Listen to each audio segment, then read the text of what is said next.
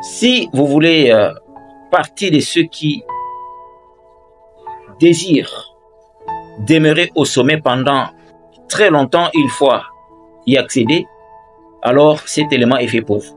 Nous observons aujourd'hui, malheureusement, beaucoup de gens qui aspirent à la grandeur et ils n'arrivent pas à tenir pendant longtemps. Pourquoi? Parce que une fois au sommet, il y a des choses qu'il faut observer, mais malheureusement, beaucoup ne les observent pas. Regardez Salomon en 1 Roi 3 au verset 9.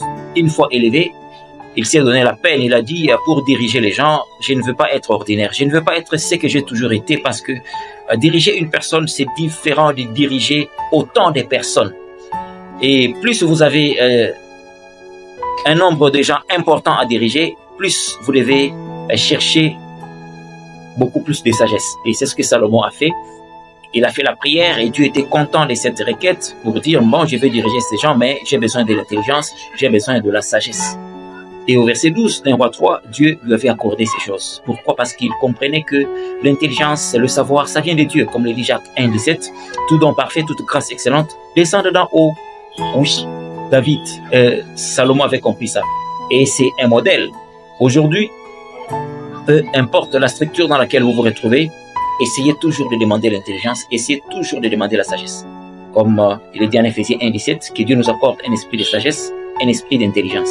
Et si la plupart des dirigeants, surtout au niveau de l'Afrique, comprenaient qu'il faut devenir plus sage, plus intelligent quand on est élevé, on aurait moins de dégâts comme on peut le constater aujourd'hui. On dirait que les gens sont surpris par ce qui se produit. Alors, quand on le fait, comme le dit Jacques 1,5, il faut croire. Il faut croire que Dieu accorde toujours. Dieu accorde toujours parce que toute forme d'intelligence, c'est Dieu qui a la capacité de l'accorder. Il suffit d'observer ce qu'il a fait avec Joseph. Quand vous lisez Joseph 41 au verset 34, Salomon était là, il devait apprendre au pied de Joseph. Pourtant, Joseph n'était pas dans une université quelconque.